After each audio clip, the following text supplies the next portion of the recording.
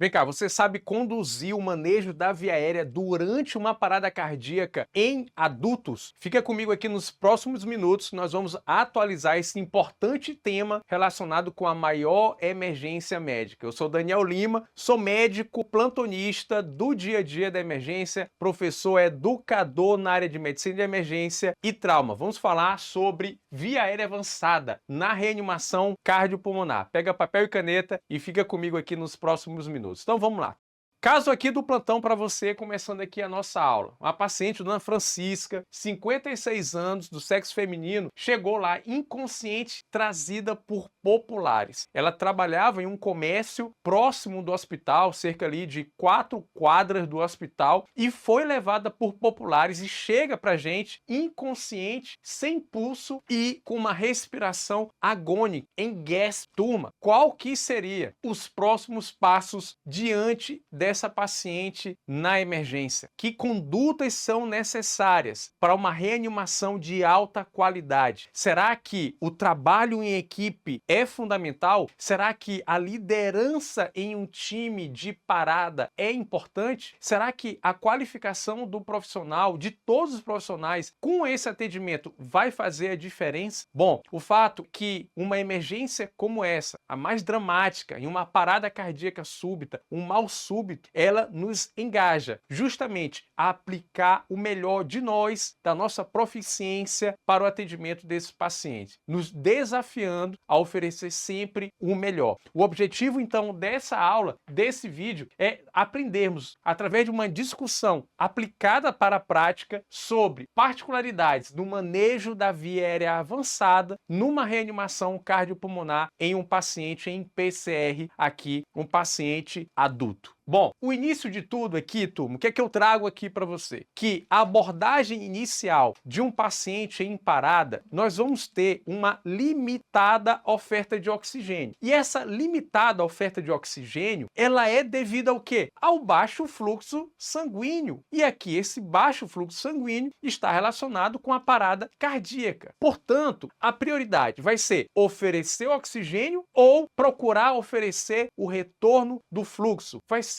justamente a prioridade, são o retorno do fluxo através da compressão torácica. Essa que vai ser a prioridade. O início, mais do que imediato, das compressões torácicas. Após você verificar que o doente ele está inconsciente, que o doente não tem pulso, não respira ou ele está em gasp. Lembrando sempre na relação de pedir ajuda, se você está na primeira abordagem do atendimento, numa enfermaria, que você vai pedir o carrinho de parada e pedir ajuda de outros colegas médicos, de outros profissionais que estão ali disponíveis. Se você está no pré-hospitalar, está numa rua, num cenário do cotidiano, o pedir ajuda, ligar para o SAMU 192 o mais rápido possível, pedir ajuda. E sempre considerar a segurança do local, principalmente em um cenário pré-hospitalar. O fato é que nós temos o início de uma relação chamada 30-2. 30 compressões intercaladas com 2 ventilações. A prioridade, reforço mais uma vez, vão ser as compressões. E essas 2 ventilações, cada uma delas, ela deve ser feita em 1 segundo, o suficiente para você ver a expansão do tórax. Veja, mexer o tórax é o teu limite, é o que você quer. E para fazer essa ventilação, nós vamos estar utilizando, no cenário de atendimento médico, o BVM, o conhecido ali AMBU, né? Mas o nome técnico é o dispositivo bolsa, válvula, máscara ou reanimador manual, muito bem acoplado, fazendo então uma ventilação adequada, evitando hiperventilação. Veja, preste atenção aqui. Se você hiperventilar o doente, você aumenta a pressão torácica, diminui o retorno venoso, diminui a possibilidade de enchimento ventricular dentro desse contexto, piorando assim a perfusão coronariana e perfusão cerebral, que é o que nós temos de principais objetivos aqui na reanimação cardiopulmonar. E essa ventilação, você pode estar lembrando dos dispositivos acessórios da via aérea, como a cânula orofaríngea ou a cânula nasofaríngea, para poder otimizar a ventilação desse teu paciente. Agora, o que é que seria uma via aérea avançada na reanimação cardiopulmonar? Eu acho que de cara já vem o teu entendimento que vai ser a intubação intubação orotraqueal, é intubar esse doente. Bom, não só isso. Dentro de um contexto da reanimação cardiopulmonar, perceba que via aérea avançada é além de uma intubação orotraqueal. E aqui um detalhe, envolve um dispositivo extraglótico. Sim, a via aérea avançada aqui na reanimação cardiopulmonar envolve um dispositivo extraglótico, um dispositivo supraglótico, como por exemplo uma máscara laríngea, e que, claro, também envolve a intubação orotraqueal. Agora veja alguns detalhes aqui em relação à via aérea avançada na reanimação cardiopulmonar. Primeiro, a máscara laríngea ou outro dispositivo extraglótico, ele pode ser passado ali às cegas. E um detalhe, não vai precisar parar as compressões torácicas para você passar uma máscara laríngea. E essa máscara laríngea, ela pode ser passada pelo enfermeiro, pelo médico. E o outro detalhe aqui, bem importante, é você saber utilizar a máscara laríngea, a técnica adequada e também a numeração adequada de acordo com a estatura e o peso do teu paciente. Já a intubação orotraqueal, ela também, de preferência, ela ser realizada com algumas características. Então vamos lá. Primeiro, o médico mais experiente. Se dentro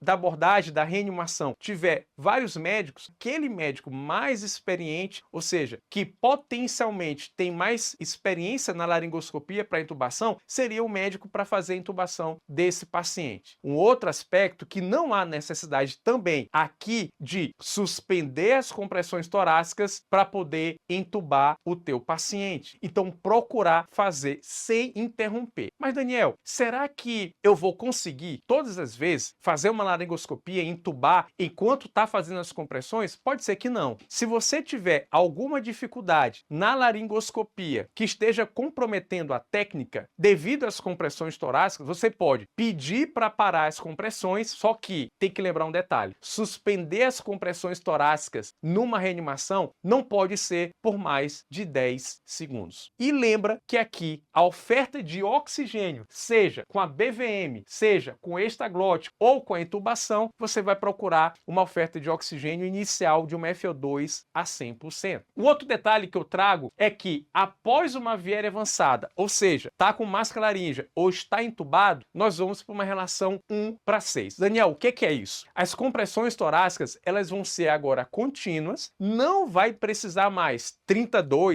compressões para 2 ventilações, nada disso. Via aérea avançada instalada vai ser uma ventilação a cada 6 segundos, enquanto mantém-se ali as compressões torácicas. Essa é uma mudança após a instituição e aplicação de uma via aérea avançada, e que você tem que lembrar isso durante o teu atendimento. E na terceira parte aqui da nossa aula, eu trago algo bem interessante no que diz respeito às evidências. À luz da medicina baseada em evidência, o que tem de orientações e confirmações em relação à ventilação durante uma parada cardíaca? Bom, eu trago um estudo publicado recente, agora em 2024, um grande estudo onde foi feita uma revisão sistemática com meta-análise, com uma série de pacientes, que foi publicado na Critical Care Medicine, sobre o uso do dispositivo supraglótico, extraglótico em PCR de adultos fora do hospital, ou seja, lá no cenário de pré-hospitalar. E esse estudo, ele encontrou e confirmou alguns outros achados e resultados de outros estudos anteriores, que foi justamente consolidando algumas coisas. Por exemplo, que não houve diferença em relação à sobrevida do paciente que foi intubado em comparação com o paciente que recebeu um dispositivo extraglótico. Assim como também não houve diferença em relação à recuperação neurológica, que é um ponto importante na reanimação cardiopulmonar. Inclusive, a recuperação neurológica, ele ganha um novo elo dentro da corrente de sobrevivência da parada cardíaca. E um detalhe adicional de resultado é que os doentes que fizeram uso de dispositivo supraglótico tiveram maior taxa de retorno da circulação espontânea. Isso de fato é animador. No entanto, nós não devemos pensar que sempre a máscara laríngea vai ser melhor do que a intubação. Mais estudos precisam ser publicados para reforçar qual que seria ali a melhor abordagem. Lembrando que você vai ter ter que sempre colocar como particularidade para o teu paciente, para o teu cenário. O fato é que esse estudo, ele nos traz segurança de estar utilizando um dispositivo supraglótico, quando não é possível intubar ou você teve ali uma intubação falha em uma primeira tentativa. E não, de repente, uma escolha, uma decisão médica pode ser não ficar investindo na laringoscopia para intubação de repetição e já utilizar a máscara laríngea.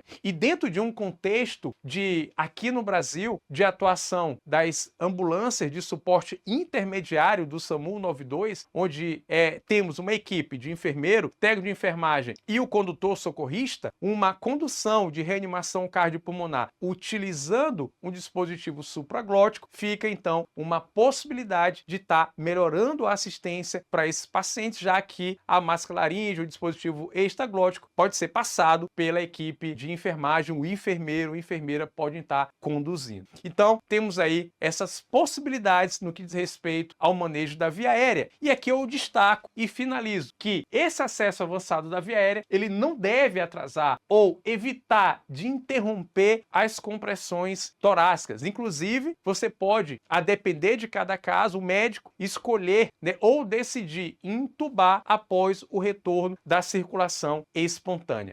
Se você gostou dessa aula, clica aqui no joinha, se inscreve no canal se você não se inscreveu ainda. Quando você se inscreve no canal, você vai receber as notificações de cada conteúdo novo que vai ser liberado aqui no nosso canal do YouTube. E eu te convido também a ser um assinante, você colega médico que atua na emergência ou é um interno de medicina que sabe que as primeiras oportunidades de plantão e de trabalho vão estar na emergência. E eu te convido então a ser um assinante da plataforma Bora Salvar 24/7. Lá é o ecossistema educacional e digital de todo médico plantonista, sempre com conteúdos atualizados. Toda semana conteúdo novo em 5 pilares de conteúdo com uma didática exclusiva e um acesso super acessível que você tem a oportunidade de adquirir essa assinatura por 12 meses. E já sabe que o convite de sempre é o Bora Salvar. Até o próximo conteúdo. Tchau, tchau.